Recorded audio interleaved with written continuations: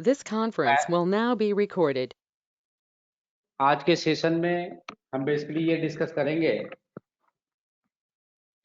अगर readymade garment का कोई शॉप है, उस शॉप में अगर हमें सॉफ्टवेयर देना है या डेमो दिखाना है तो उसको हम किस तरह से उसको दिखाएंगे और क्या क्या चीज़ों की रिक्वायरमेंट आती है जो हमें समझने की ज़रूरत पड़ती है।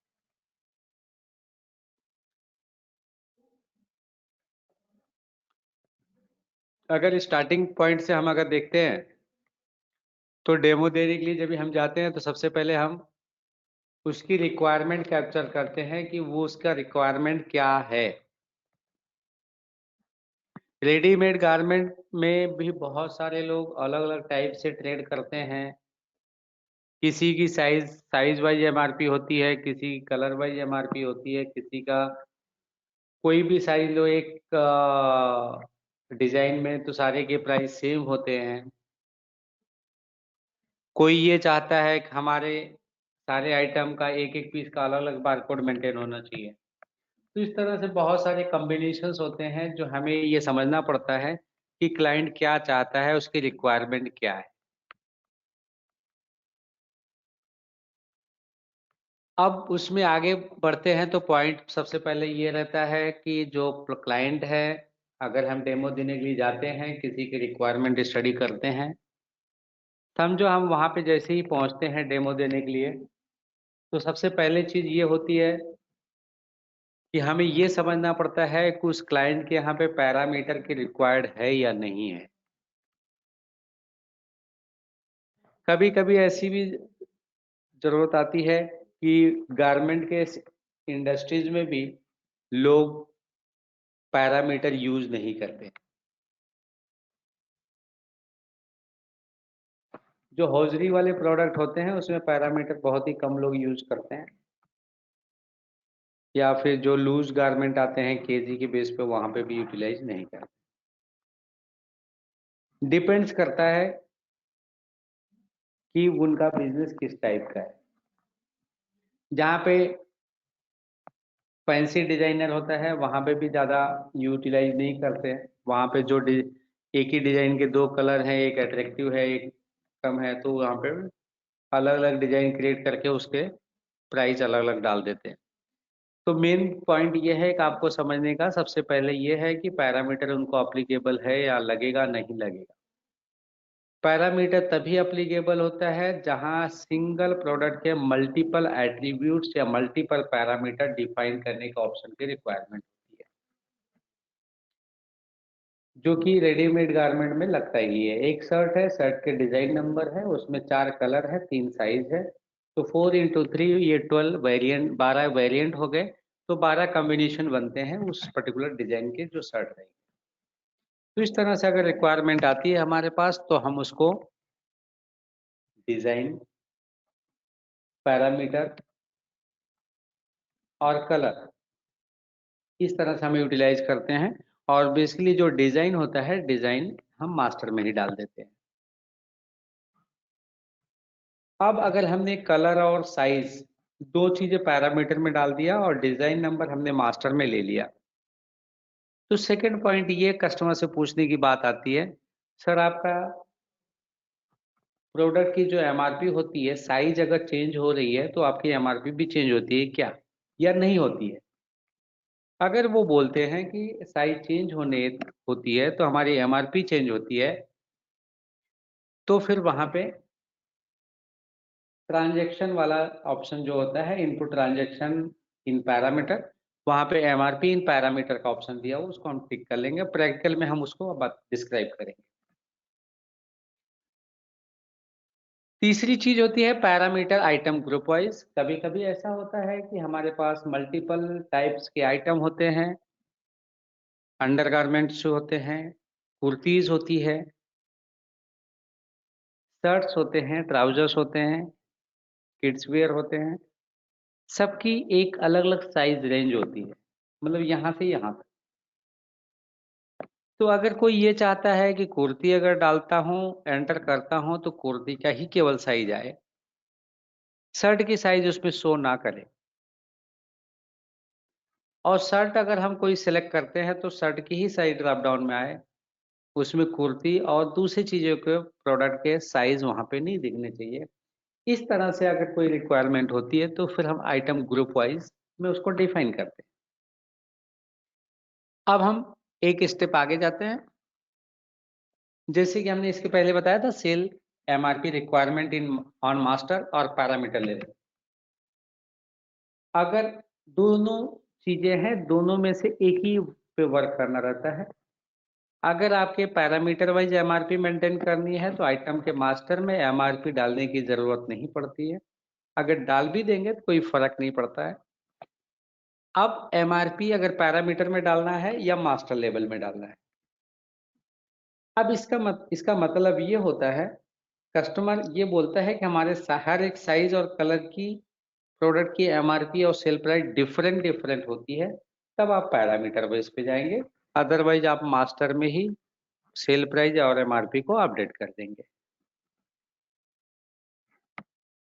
तीसरी चीज होती है बीसीएन रिक्वायर्ड। बीसीएन की रिक्वायरमेंट तभी होती है जब रिटेल गारमेंट में ये बोलता है कि हमें बारकोड भी प्रिंट आउट चाहिए स्टिकर लगाने के लिए। अगर वो बीसीएन की रिक्वायरमेंट करता है तो बीसीएन जनरेट करने का ऑप्शन बिजी में इनबिल्ट दिया हुआ है। BCN required for each quantity. अगर आपको बीसीएन हर एक पीस का इंडिविजुअल जनरेट करना है तो भी आप जनरेट करते हैं, वो बिजी में इनबिल्ट फीचर्स है। अब यहाँ पे सजेशन ये रहता है कि BCN required for each quantity अगर आप यूटिलाइज कर रहे हो तो ये सजेस्टेड है कि आप अल्फा न्यूमेरिक यूज करें। केवल न्यूमेरिक यूज करेंगे तो नंबरिंग का प्रॉब्लम हो सकता है, क्योंकि उसमें हर एक क्वांटिटी पे एक एक नंबर आते हैं। तो उसमें अल्फा न्यूमेरिक यूज करें हमेशा। बीसीएन वाइज भी कभी कभी मल्टीपल एमआरपी होती है। मल्टीपल एमआरपी कैसे होती है? अब जैसे हमारे पास कोई प्रोडक्ट आ गया, वो प्रोडक्ट पुराना स्टॉक था, सेम नंबर का एक स्टॉक और भी आ गया सप्लायर से। अब उसने क्या किया है कि उसका एमआरपी बढ़ा दिया है। अब हमारे पास बारकोड नंबर दोनों का सेम है। एक आइटम पहले भी आया था, उसका एमआरपी था 1200 रुपये, और अभी जो आ रहा है उसका एमआरपी है 1450। बीसीएन नंबर कॉमन है लेकिन एमआरपी डिफरेंट है, तो उसको मैनेज करने का भी बिजी में प्रोविजन दिया हुआ, आप मैनेज कर सकते हैं। फिर बाकी कॉन्फ़िगरेशन का पार्ट आएगा, मैं कॉन्फ़िगरेशन बताऊंगा कैसे। एग्जाम्पल के तौर पे हमने कॉन्फ़िगरेशन लिया है कि हम कॉन्फ़िगर करेंगे साइज और कलर, 2 पैरामीटर। फिर 3 आइटम ग्रुप बनाएंगे, ladies, mens and kids wear. फिर बीसीएन कॉन्फ़िगरेशन करेंगे, ऑटोमेटिक, मैनुअल, अल्फा न्यूमरिक और न्यूमरिक। आपको कंटिन्यूअस चाहिए या पैरामीटराइज वैल्यू चाहिए, वो भी हम देखेंगे। फिर आपके पास जो एंट्री में ऑप्शंस आएगा ये आएगा। तो इस तरह से हम एक परचेज की एंट्री करेंगे, फिर बारकोड पर करेंगे, और फिर उसका बारकोड स्कैन करके किस तरह से हम सेल करते हैं वो देखेंगे। अब हम आ गए हैं प्रैक्टिकल पे।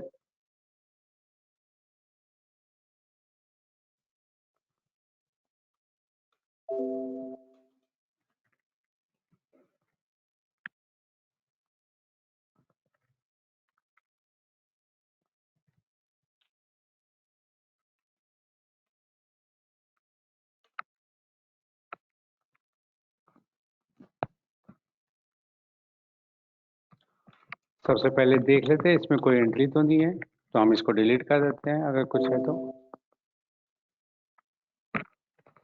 यहाँ पे कस्टमर का रिक्वायरमेंट स्टडी करने के बाद सारी चीजें उसके अकॉर्डिंग ही इम्प्लीमेंट करनी रहती हैं। अब हम ये मान लेते हैं कि जो कस्टमर्स है उसके पास 3 कैटेगरी के आइटम है। एक किड्स वेयर है, दूसरा लेडीज वेयर है, तीसरा मेंस वेयर है। ये तीनों कैटेगरी के आइटम उसके पास पड़े हुए हैं, और तीनों में साइजेस वगैरह भी अलग अलग हैं। ये हम एज्यूम करके इम्प्लीमेंट करके बताएं। सबसे पहले हम इन्वेंट्री के फीचर्स में जाएंगे और यहाँ पे पैरामीटर डिटेल पे क्लिक करेंगे। पैरामीटर डिटेल पे क्लिक करेंगे। अगर सबके लिए कॉमन पैरामीटर चाहिए तो हम यहाँ पे जो भी कॉन्फ़िगर करना है वो कर देंगे, लेकिन आपको कॉन्फ़िगरेबल पैरामीटर चाहिए, जैसे हमने बताया था। अगर आपको हर एक आइटम के group wise drop down list enable करनी है तो फिर आपको ग्रुप वाइज पैरामीटर भी डिफाइन करना है। अभी नाम के लिए हमने यहाँ पे अभी चाहिए तो हम 3 पैरामीटर दे सकते हैं, इससे कोई इशू नहीं होता। और हम ग्रुप लेवल में ये दे सकते हैं कि हमें 2 ही पैरामीटर यूज करना है। तो यहाँ पे हमने टाइप डाल दिया। अब यहाँ पे प्री डिफाइन और ओपन आता है। अगर आपको ड्रॉप डाउन चाहिए तो आप प्री डिफाइन डालेंगे। वैल्यू ऐड करने की यहाँ पे कोई ज़रूरत नहीं है। जैसे जैसे वैल्यू की ज़रूरत पड़ेगी F3 करके उसी टाइम पे आप इसको क्रिएट कर सकते हैं। अब यहाँ पे हमने नहीं डाला, यहाँ पे हमने डाल दिया कलर।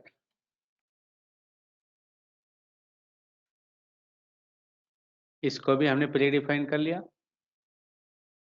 और यहाँ पे हम अगर हमें ग्रुप वाइज जाना है तो फिर यहाँ पे एक बार हम नहीं भी डालेंगे तो भी हमें चलता है, कोई दिक्कत नहीं है।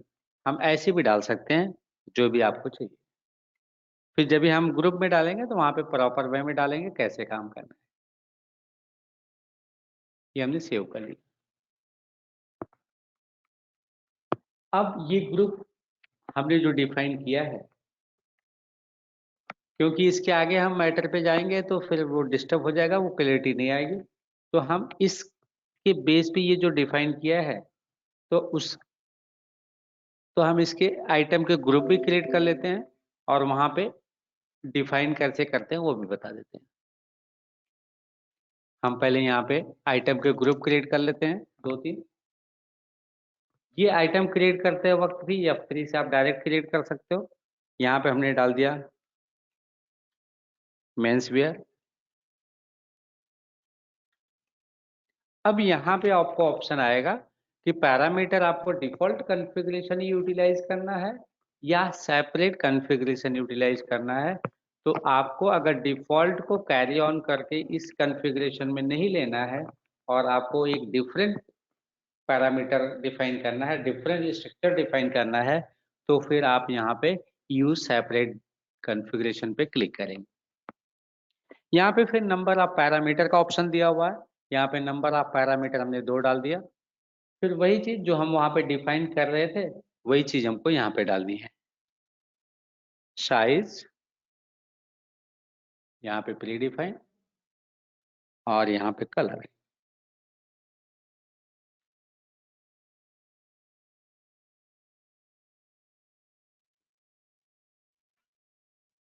ऐसे ही दूसरी चीजों में हम डाल सकते हैं।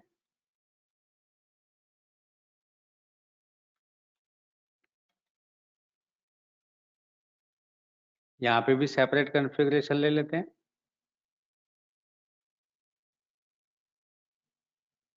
यहाँ पे आपको अगर एक ही पैरामीटर डिफाइन करना है तो भी डाल सकते हो और अगर दोनों करना है तो दोनों कर सकते हो। तो यहाँ पे हम 2 कर देते हैं। किड्स वेयर में हम एक ही डाल देते हैं। साइज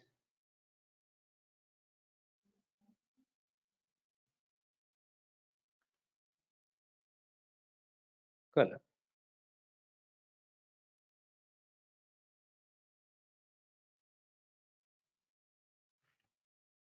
अब हम किड्स वेयर का भी डाल देते हैं यहाँ पे किड्स वेयर। और यहाँ पे भी हमने सेपरेट कॉन्फ़िगरेशन ले लिया। यहाँ पे हम क्या करते हैं एक ही पैरामीटर यूटिलाइज करते हैं, केवल साइज वाला, कलर नहीं डालते हैं। तो जब भी इसका किड्स वेयर का आएगा तो उसमें केवल आपको साइज पूछेगा, कलर नहीं पूछेगा। अब हम आइटम ग्रुप क्रिएट करते वक्त साइज वहीं पे ऐड वैल्यू करके भी डाल सकते थे या जब भी हम परचेज करेंगे तभी भी डाल सकते हैं। और जो साइज जिस पैरामीटर के लिए, जिस प्रोडक्ट के लिए या जिस ग्रुप के से बिलोंग के प्रोडक्ट के लिए हम क्रिएट करेंगे, वो उसी के लिए वहां पे डिस्प्ले होगा, दूसरे ग्रुप में वो नहीं मिल जाएगा। अब इसका प्रैक्टिकल अगर हम परचेज कोई करेंगे तो आपको देखने को मिलेगा। अब एग्जांपल के देख, मैं सेव नहीं करूंगा, जस्ट आपको चेक करके बता रहा हूं। अभी हमने एग्जाम डाल दिया यहाँ पे F3 किया, एक प्रोडक्ट ले लिया शर्ट 301, ये शर्ट है तो मेंस वियर हो गया, पीसेस में आएगा। अब यहाँ पे जो टेक्स्ट कैटेगरी है, टेक्स्ट कैटेगरी आप यहाँ पे क्रिएट कर सकते हो।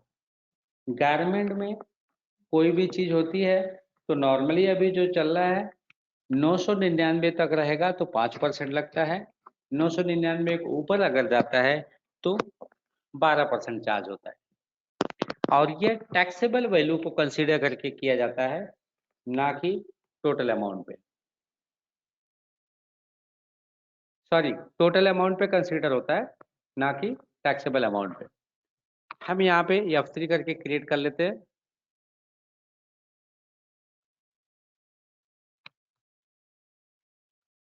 गारमेंट, सॉरी टैक्सेबल पे ही होता है 5, और यहाँ पे जैसे ये 1000 पे जाएगा वैसे ये 12% चार्ज होगा। अब यहाँ पे उसका जो HSN कोड है वो डाल देंगे। अभी हम HSN कोड छोड़ देते हैं फिर।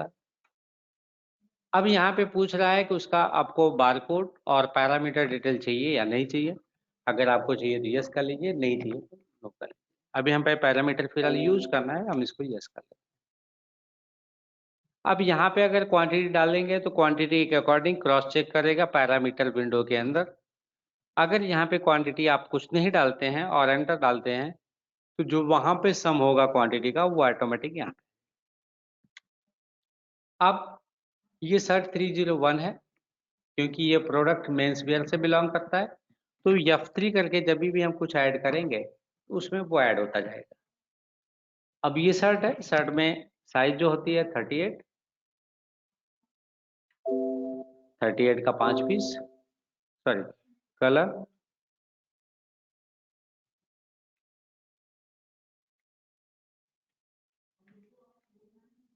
फिर यहाँ पे 40, सॉरी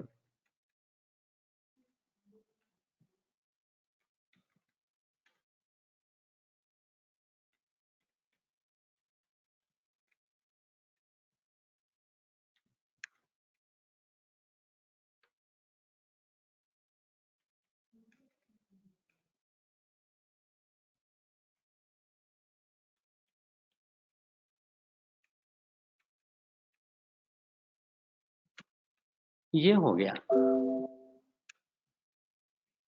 यहाँ पे हमने क्वांटिटी डाल दी थी इसलिए वो वहां से सब नहीं किया। 40 ब्लू 10,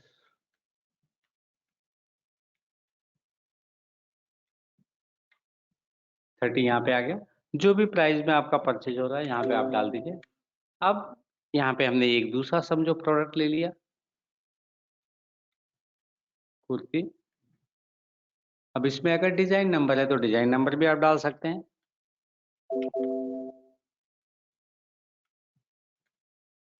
इसको हमने सेव कर लिया।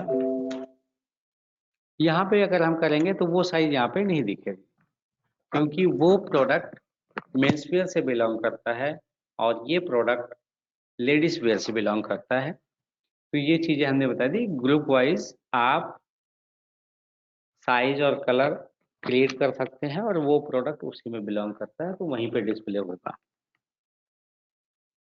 अब हम फिर से पैरामीटर की तरफ आ जाते हैं। पूरी चीजें यहाँ पे एक बार क्लियर कर लेते हैं कैसे कैसे होंगे।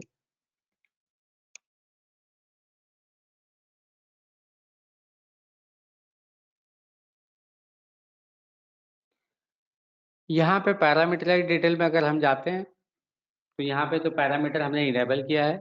सबसे ऊपर ऑप्शन होता है यहाँ पे parameter stock adjustment through drop down list.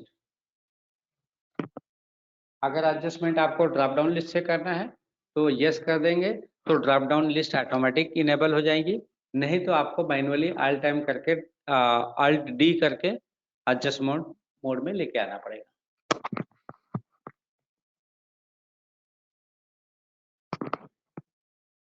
फिर यहाँ पे एडजस्टमेंट विदाउट स्टॉक आपको अलाउ करना है या नहीं करना है। डोंट अलाउ सबसे बेस्ट ऑप्शन है, क्योंकि जब तक स्टॉक नहीं है तब तक कोई मटेरियल सेल नहीं होना चाहिए। नहीं तो पैरामीटर वाइज स्टॉक कभी कभी नेगेटिव में चला जाता है, जो कि फिजिकली स्टॉक आपका पड़ा रहता है। और फिजिकली स्टॉक पड़ा इसलिए रहता है क्योंकि हमने सेल पहले कर दिया और परचेज बाद में डाला, इसलिए वो सेटलमेंट नहीं होता है, एडजस्टमेंट नहीं होता है। अब ये वाला जो पॉइंट आता है, आपकी अगर साइज वाइज पैरामीटर वाइज अगर आपको प्राइस वगैरह इनेबल करनी है तो आप यहाँ से इनेबल कर सकते हैं, सेलिंग के लिए परचेज के लिए भी, दोनों के लिए ही ये सेटिंग है। अगर आप इस पे टिक करते हैं तो आपको हर एक साइज पे और कलर पे आपको प्राइस डालने का ऑप्शन ग्रिड के अंदर ही ओपन हो जाएगा, आप वहां से डाल सकते हैं।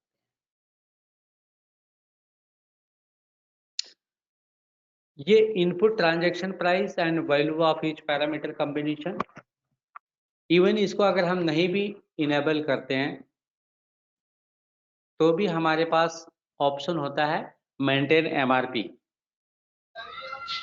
And sale price.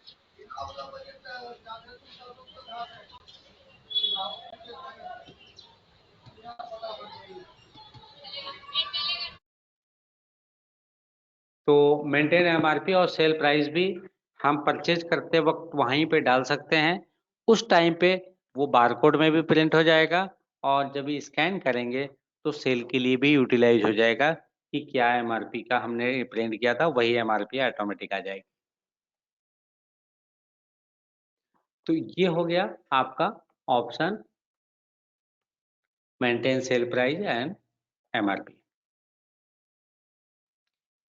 ये तो सेल के लिए हो गया, आपके हर एक बारकोड की अलग अलग सेल प्राइस और एमआरपी डालनी है तो सेल के लिए। लेकिन परचेज में भी आपको इन्वॉल्व करनी है तो फिर ये वाला ऑप्शन है। जैसे ही आप इसको इनेबल करेंगे तो आपको परचेज में हर एक आइटम की अलग अलग प्राइस पूछ लिया करेगा। अभी जैसे हमने यहाँ पे इसको टिक नहीं किया है और ओके कर दिया, आप अगर देखना चाहते हैं मैं दिखाता हूँ। अब ये हम परचेज कर रहे हैं यहाँ पे,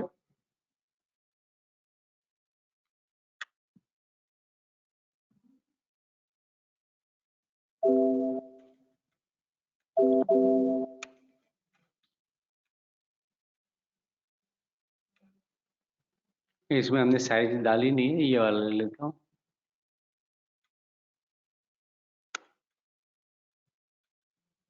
अब यहाँ पे एमआरपी आ गई, हमने डाल दिया 800 रुपये, सेल प्राइस इसकी 750, क्वांटिटी 10 पीस।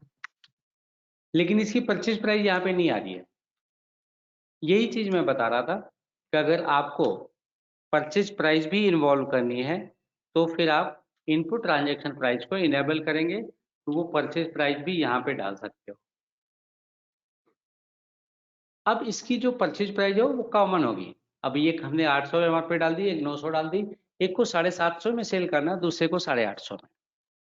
समझो ये प्रोडक्ट अपने को आया 600 में, तो हम 600 रुपये यहाँ पे डाल देंगे, मतलब हमारी परचेज कॉमन हो गई, लेकिन सेलिंग डिफरेंट एमआरपी हो गई, डिफरेंट सेलिंग प्राइस हो गई।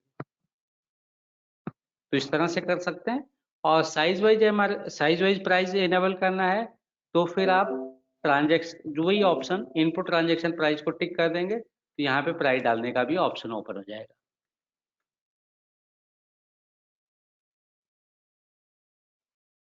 ये वाला ओपन कर लेंगे तो आपको जब भी परचेज करेंगे परचेज के टाइम पे आप प्राइस डाल सकते हैं। कुछ नॉर्मली देखा जाए 60% बिजनेस में हर एक साइज की प्राइस नॉर्मल कॉमन होती है। किसी किसी सेगमेंट में ऐसा होता है कि साइज चेंज हुआ तो प्राइस चेंज होता है, नहीं तो नॉर्मली सेम ही रहता है। और सेम रहने का मतलब ये भी नहीं है कि सब में सेम रहता है। अभी जैसे कि अगर हौजरी के प्रोडक्ट में जाते हैं जिसमें बनियान वगैरह आता है, तो उसमें एक रेंज होता है, अपर रेंज और लोअर रेंज। 65 से 95 तक, 65 से 90 तक ये रेट रहेगा, 95 से 105 तक ये रेट रहेगा। तो उसमें दो कैटेगरी वो लोग बना देते हैं, lower size and upper size. Lower size का एक अलग रेट रहता है, अपर साइज का एक अलग रेट रहता है। उसमें उस केस के लिए आप ये भी कर सकते हो कि आप दो मास्टर बना लो, लोअर साइज अपर साइज, और प्राइस जो है आप मास्टर में डिफाइन कर दो। दूसरा ऑप्शन ये हो सकता है कि आप पैरामीटर में इनेबल कर लो और हर बार आप साइज डालते रहो। हम बेसिकली पार्टी को अगर किसी किसी एक दो केस में अगर उनको parameter wise MRP sale price डालने की ज़रूरत है, तो फिर हम बेसिकली उनको ये बोलते हैं कि आप एक डिज़ाइन वाइज प्राइस मेंटेन करो, जो मास्टर में ही डालने का ऑप्शन रहता है। आपको साइज वाइज अगर डालना है तो फिर सबके लिए इनेबल हो जाता है। तो बेसिकली हम हमेशा यही सजेस्ट करते हैं कि आप डिज़ाइन वाइज एमआरपी यूटिलाइज करो, और उनके अगर एक ही डिज़ाइन में मल्टीपल साइजेस हैं और हर साइजेस का अलग अलग साइज है सारे प्रोडक्ट में, तो फिर हम ये अपडेट बोलते हैं कि आप maintain sale price MRP input transaction price को यूज़ करो। और इसकी यूटिलाइजेशन एक पर्पज के लिए और भी होती है कि अगर हमारी परचेज प्राइस हर एक साइज की डिफरेंट डिफरेंट है, तो हमारे पास प्राइस को फिक्स प्रॉफिट रेशियो में इंक्रीज करने का भी ऑप्शन होता है, वो भी आप यूटिलाइज कर सकते हो। जैसे ही आपने डाल दिया ये आइटम पे हमें 20% प्रॉफिट चाहिए, तो 100 रुपये की खरीदी रहेगी, तो 120 रुपये सेल प्राइस ऑटोमेटिक अपडेट हो जाएगा करेगा। अभी ये सेगमेंट पे हम प्राइस के सेगमेंट पे नहीं जाते हैं, इसको छोड़ देते हैं। नीचे आते हैं barcode number and BCN configuration. Barcode number BCN configuration पे सबसे पहले हम ऑटोमेटिक मोड देखते हैं। ऑटोमेटिक में क्या होता है? ऑटोमेटिक पे जब हम टिक करते हैं तो नीचे ऑप्शन होता है ऑटोमेटिक मोड कॉन्फ़िगरेशन, जिसमें दो चीजें हैं, continuous number, item parameter value. Continuous number normally सभी लोग यूटिलाइज करते हैं, और कंटिन्यूअस नंबर जब हम यूटिलाइज करते हैं तो यहाँ पे number of character for barcode का एक ऑप्शन होता है। जो नंबर ऑफ कैरेक्टर होता है, बेसिकली हम अगर न्यूमेरिकल फील्ड ले रहे हैं तो हमें एक जजमेंट होना चाहिए हमारे टोटल कितने बारकोड स्टिकर बनेंगे ये पूरे साल में, उसके अकॉर्डिंग नंबर ऑफ कैरेक्टर हम डिसाइड कर सकते हैं। जैसे अभी हमने 6 कैरेक्टर दिया है, 6 कैरेक्टर का मतलब ये होता है कि एक तो बिजी का कैरेक्टर खुद ही हो जाता है, बिजी का 2 कैरेक्टर होता है, और बाकी के जो 3 4 5 रहेंगे वो ऑटोमेटिक इंक्रीमेंटल नंबर होते हैं। वो नंबर को ध्यान में रखते हुए कि आपको अगर 1 लाख बारकोड चाहिए तो 1 लाख को प्रिंट करने के लिए आपको 6 डिजिट लगता है, तो इसका मतलब आपको 7 डिजिट यहाँ पे रखना पड़ेगा। मतलब जितना भी नंबर्स एक्यूपाई होता है, नंबर ऑफ और डिजिट जो एक्यूपाई करता है मैक्सिमम नंबर ऑफ बारकोड के लिए +1। 10 लाख है तो 8 लेना पड़ेगा, 100 लाख है तो 9 लेना पड़ेगा। तो नॉर्मली अगर रेंज अगर देखा जाए तो आप 8 यहाँ पे डाल दोगे, सफिशियंट हो जाता है, ये आराम से 10 लाख तक चले।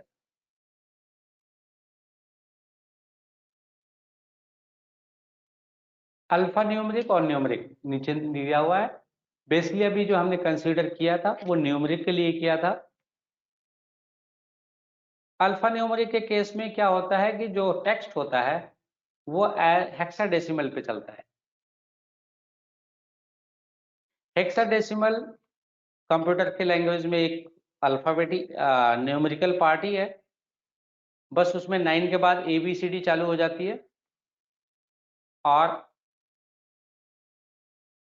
F तक चलती है, और F का मतलब 15 हो जाता है। F के बाद फिर से वो 10 हो जाएगा, मतलब 10 जो रहता है वो 16 नंबर हो जाता है। अब जैसे हम न्यूमेरिकल में 2 डिजिट ऑक्यूपाई करते हैं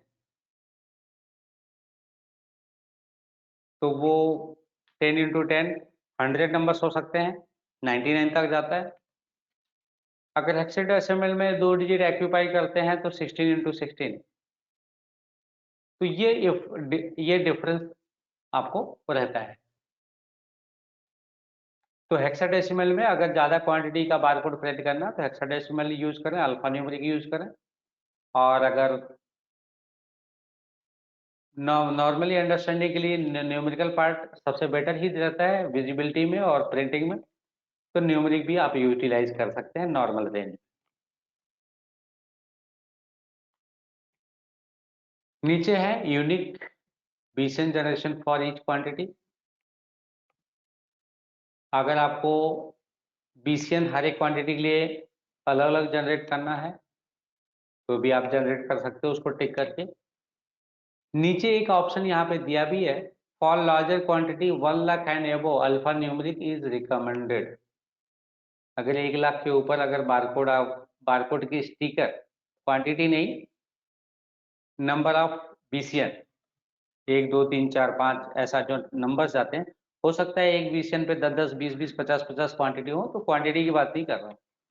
नंबर ऑफ बीसीएन अगर 1 लाख के ऊपर जाते हैं तो फिर आप अल्फा न्यूमेरिक यूटिलाइज करेंगे, ये रिकमेंडेशन है विधि का।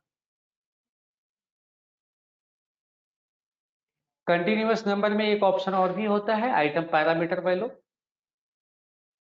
ये भी बहुत अच्छी चीज है, यहाँ से हम फिक्स पैरामीटर या फिक्स बीसीएन भी डिफाइन करके ले सकते हैं। कंटिन्यूअस नंबर मतलब ये हो गया वो 1 2 3 4 5 6 चलेगा।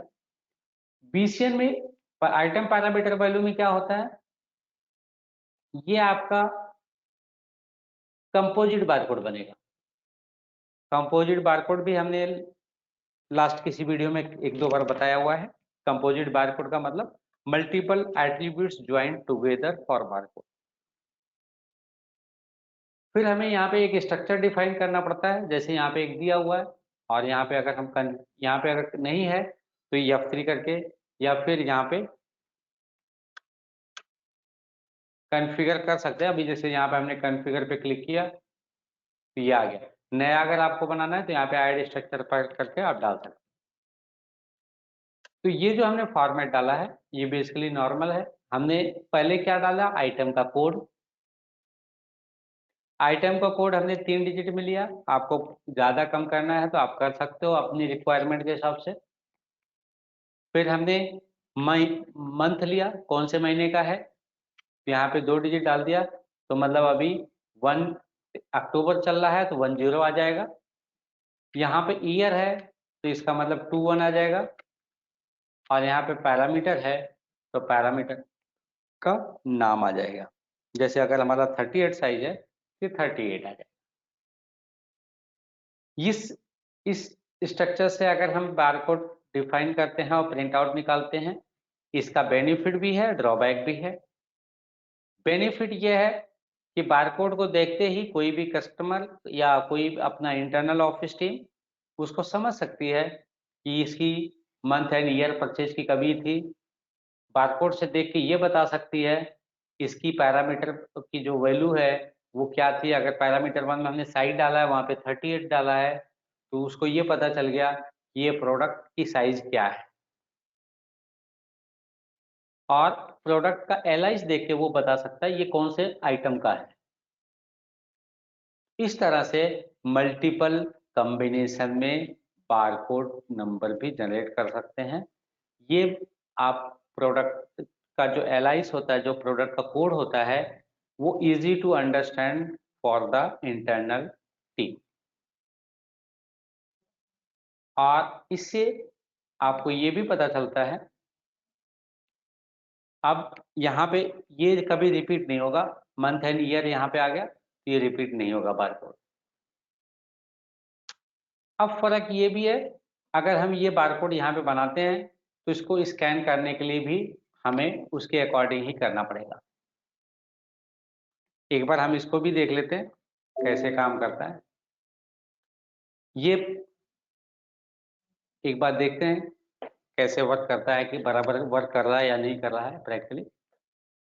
अब जैसे हमने ये परचेज किया, ये हम आपको क्लियर करने के लिए कर रहे हैं कि ये कैसे काम कर रहा है।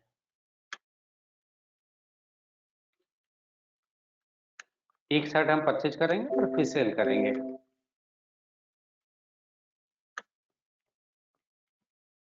$38 ब्लू 10। अब यहाँ पे अगर हम ये देखेंगे बारकोड नंबर 0004020380।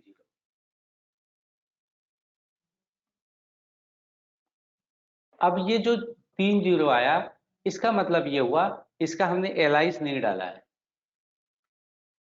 यहाँ पे हमने इसका कोड डाल दिया 301, 3 डिजिट का। और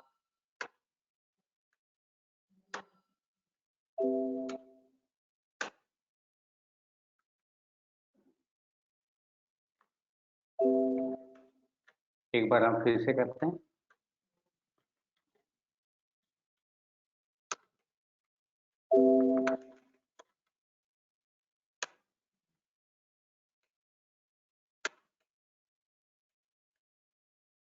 अब देखिएगा यहाँ पे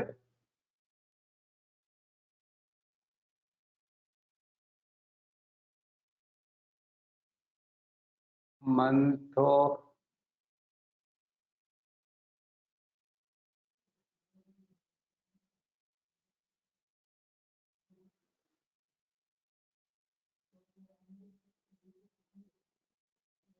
मंथ जो है न्यूमेरिकल में अभी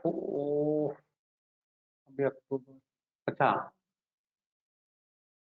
बिल्कुल सही है। बेसिकली ये मंथ यहाँ से ये अक्टूबर नहीं ले रहा है, ये वाउचर की डेट से ले रहा है।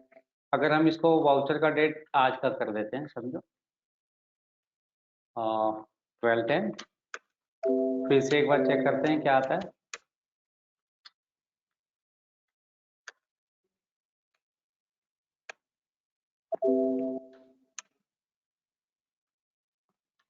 अभी इसमें देखेंगे 301 is the product code, 10 is the month of the year, 20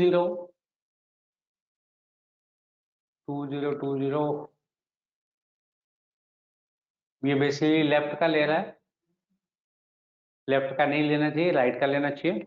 वो एक बार हम वहाँ पे चेक कर लेते हैं क्या ऑप्शन है। 21 लेना चाहिए, वो 20 ले रहा है, वो एक बार चेक, और फिर एक बार स्कैन करके चेक कर लेते हैं वो कैसे वर्क कर रहा है। इसका हम अलाइनमेंट राइट करते हैं सबका।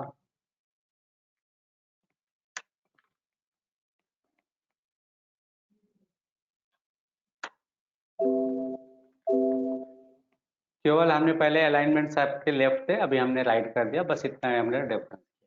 फिर से एक बार देखते हैं।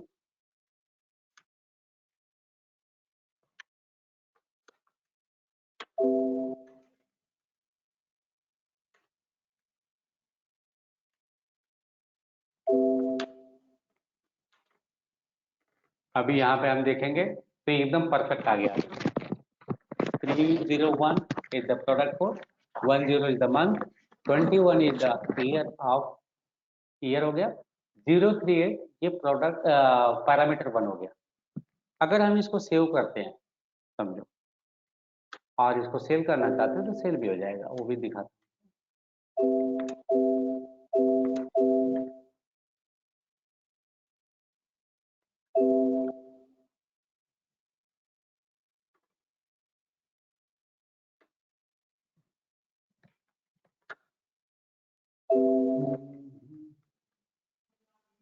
Point of sale directly sale कर देता हूँ, पॉइंट ऑफ सेल बाद में स्टार्ट करता हूँ।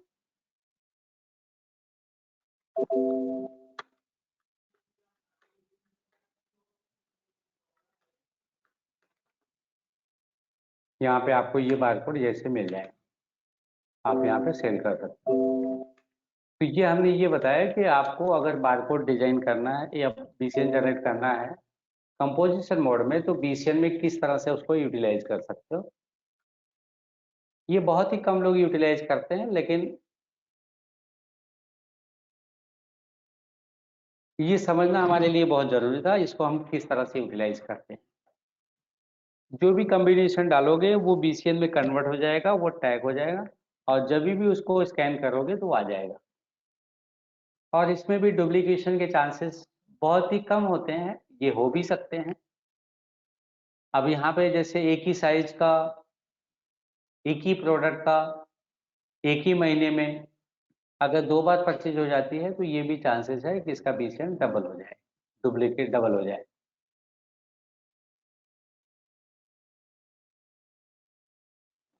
अब जैसे अगर हमें ये भी अगर चेक करना है, तो एक ही लाइन में हम 2 परचेज डाल के एक बार देख लेते हैं, वो भी पता चल जाएगा। 12-10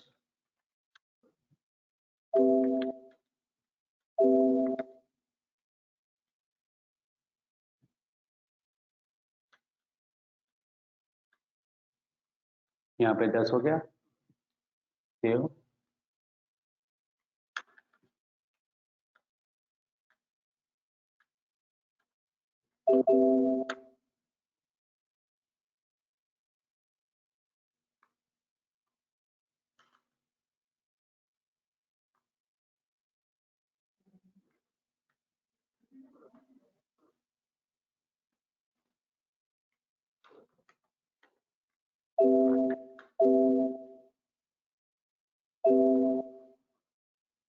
अब ये दोनों हमारी अलग अलग परचेज है, लेकिन ये एक साथ में ही जमा हो गया क्योंकि सेम मंथ की परचेज है और इसके बारकोड भी सेम आए होंगे।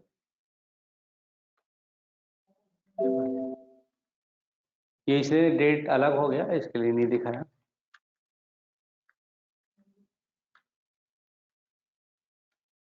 ये देखिए दोनों क्लब हो गए। तो ये मतलब एक तरफ से आप सारी चीजें सारे कॉन्फ़िगरेशन की बेनिफिट और ड्रॉबैक देख के फिर इसको डिफाइन कीजिएगा, अगर कभी जरूरत पड़ती है। तो एक ही महीने में अगर सेम साइज की अलग आ रही है तो वो डबल हो जाती है। 1 मिनट और भी हम एक चीज देख लेते हैं यहाँ पे।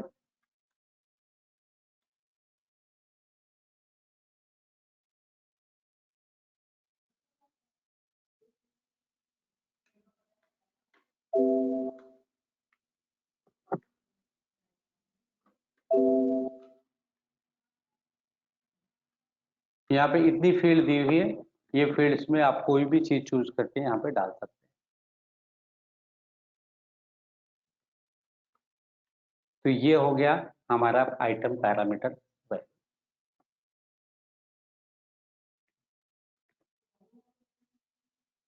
ये ऑटोमेटिक के पार्ट हो गए, कंटिन्यूअस नंबर और आइटम पैरामीटर्स वैल्यू। अब यहाँ पे अगर हम मल्टीपल एमआरपी अगर लेते हैं तो हमारे पास एक ऑप्शन और भी मिलता है, allow multiple MRP for the same BCN.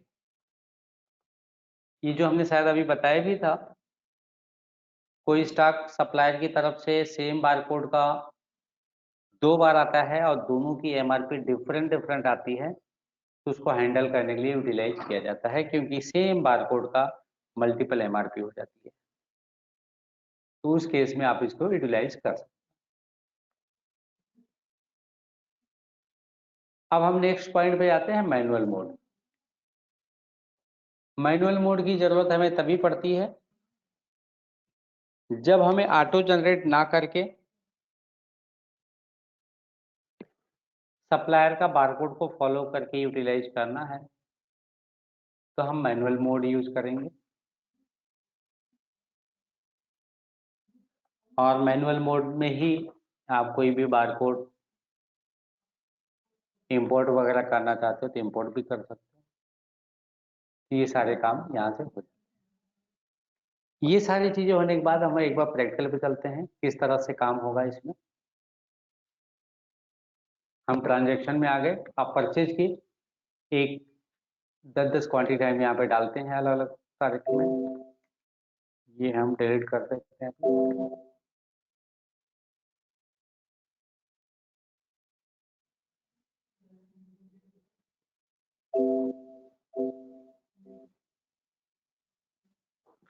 ये हमारी परचेज की एंट्री है।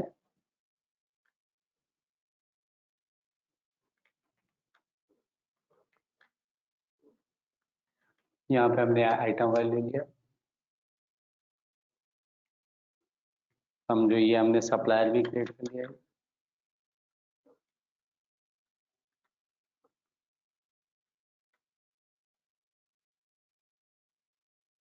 यहाँ पे शर्ट ले लिया। शर्ट में अलग अलग कॉम्बिनेशन के blue 10 piece, 40, 10 piece, 42, yellow 10 piece, और भी कोई साइज है तो हमने यहाँ पे 44 भी डाल दिया। Mix 10 piece. ये बारकोड ओल्ड वाला पकड़ता है, आपको कंटिन्यूअस नंबर चाहिए तो कंटिन्यूअस भी हम यहाँ से ले सकते हैं। कॉन्फ़िगरेशन एक बार हम चेंज कर देते हैं यहाँ पे, जो हमें नॉर्मली रेगुलर यूज करते हैं उसके हिसाब से हम इसको करें। Automatic continuous number, numerical, hard.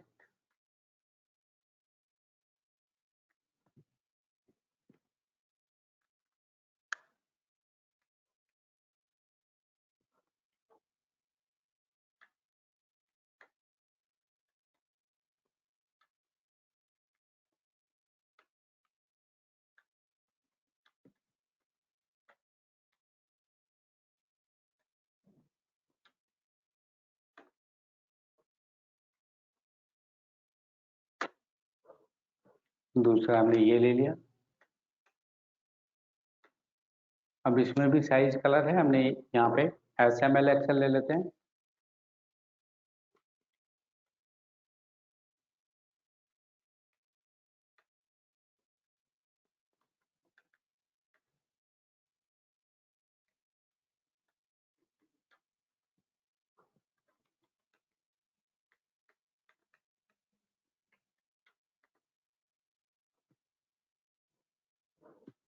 यहाँ पे एक्सेल कर देते हैं।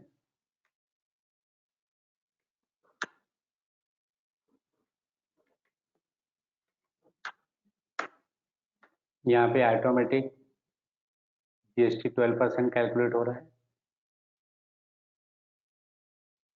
और इसको हमने एक आइटम और भी था वो भी हम ले लेते हैं।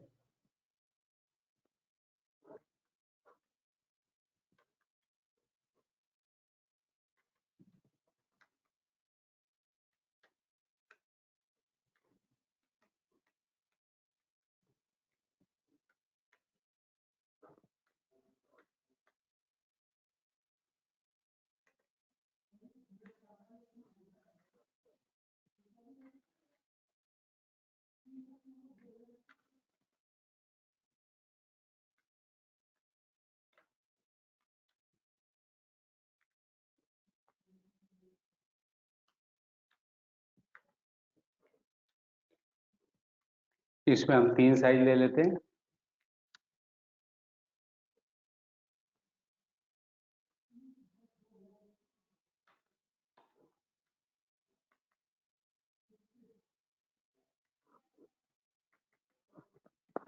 ये होने के बाद आप जब भी सेल कॉन्फ़िगर करना है तो सेल कॉन्फ़िगर करने के लिए स्टैंडर्ड और पॉइंट ऑफ सेल दोनों में ही यूटिलाइज कर सकते हैं। पॉइंट ऑफ सेल में यूटिलाइज करने का मतलब ये है कि आपको स्टिकर के जो बारकोड हैं वो बारकोड के प्रिंट निकालने हैं, और इसके बारकोड भी अगर डिजाइन करने हैं तो डिजाइनिंग में डिटेल में नहीं बताऊंगा, लेकिन ये है कि एक डिजाइन कैसे करेंगे वो मैं बता देता हूँ फास्ट मोमेंट पे। यहाँ पे आइटम वाले की जगह पे BCL देंगे। कस्टम में हमने प्री डिफाइन डाल दिया। यहाँ पे जो भी स्टिकर अवेलेबल है A4 साइज पे वो हमने ले लिया और यहाँ पे कॉन्फ़िगर कर लिया। तो ये सारी चीज़ें कलर, अभी यहाँ पे हमें ये नहीं चाहिए, हमने डिलीट कर दिया। ये चाहिए, यहाँ पे जहाँ पे A लिखा है यहाँ पे हमारा साइज है और यहाँ पे हमारा कलर है।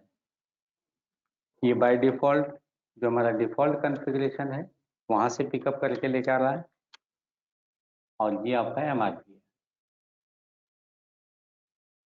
ये आपका बारकोड है BCL का। तो इस तरह से आप डिज़ाइन कर लेंगे तो ये आ जाएगा।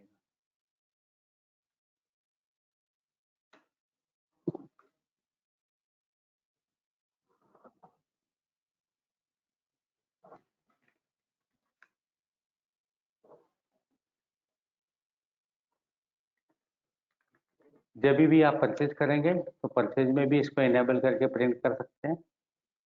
परचेज में प्रिंट करने के लिए आपको यहाँ पे जाना है और यहाँ पे print barcode after saving yes करना है। जैसे ही इसको आप सेव करेंगे तो आपको प्रिंट करने के लिए पूछेगा, बारकोड प्रिंट करना है तो यहाँ पे आप प्रिंट कर सकते हैं। अभी हम इसमें जो क्वांटिटी है उसको दो दो क्वांटिटी करके रिसेट करके प्रीव्यू एक बार दिखा दें।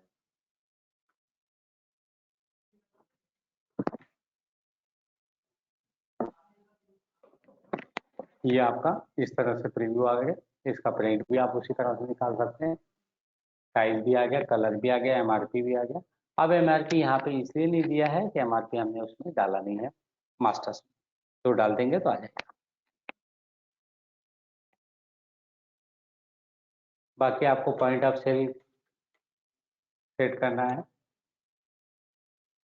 तो यहाँ पे वाउचर कॉन्फ़िगरेशन में जाइए और यहाँ पे हम सेट कर लेते हैं एडवांस POS। और इसको अगर मल्टीपल फील्ड को क्लब करना है तो हम क्लब भी कर सकते हैं।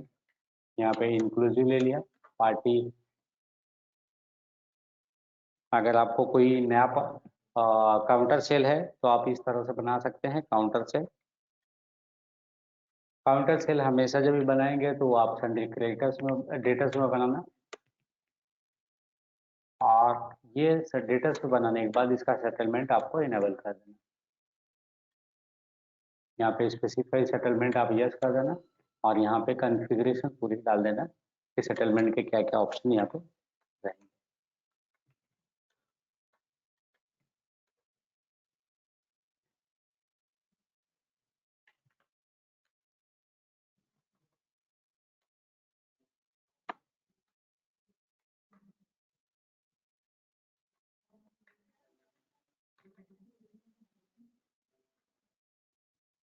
अभी ये विंडो आपका पॉइंट ऑफ सेल का खुलेगा, सीधा आइटम पे जाएगा और यहाँ पे स्कैन करके आप डाल सकते हैं।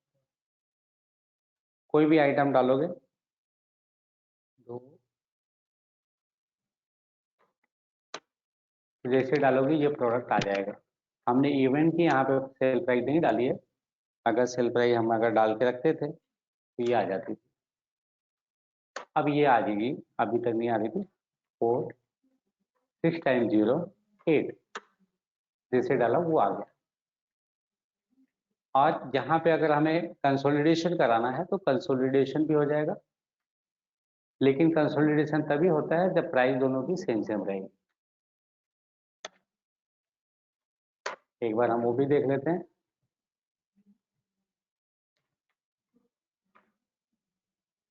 ये 8 हो गया। 4 6 टाइम 0 8 4 6 टाइम 0 9 4 6 टाइम 0 6। अब ये 6 है और ये शायद 7 है, ये दोनों सेम सेम है। अब यहाँ पे अगर हमें सेव करना है तो ये ऑटोमेटिक क्लब हो जाएगा। क्लब देखो हो भी गया यहाँ पे आपके अंदर 2 बारकोड मर्ज हो जाएंगे। तो इस तरह से आप इसको यूटिलाइज कर सकते हो। और जैसे ही आप सेव करोगे तो इससे आपकी सेटलमेंट डिटेल ओपन हो जाएगी यहाँ पे, और फिर कैश में कितना आया, कार्ड में कितना आया, और कैश स्टैंडर्ड डिटेल वगैरह अगर डालना है तो भी इनेबल कर देंगे तो भी आ जाएगा। मेरे हिसाब से ये एक बेसिक डेमो था गारमेंट के लिए, और काफ़ी लोगों की, नए पार्टनर्स की हमारे रिक्वायरमेंट थी कि गारमेंट का डेमो वगैरह कुछ है तो बताइएगा। तो उस तरह से हमने ये आपको बताया। अब इसके रिलेटेड अगर किसी को कोई क्वेरी है तो पूछ सकते हैं।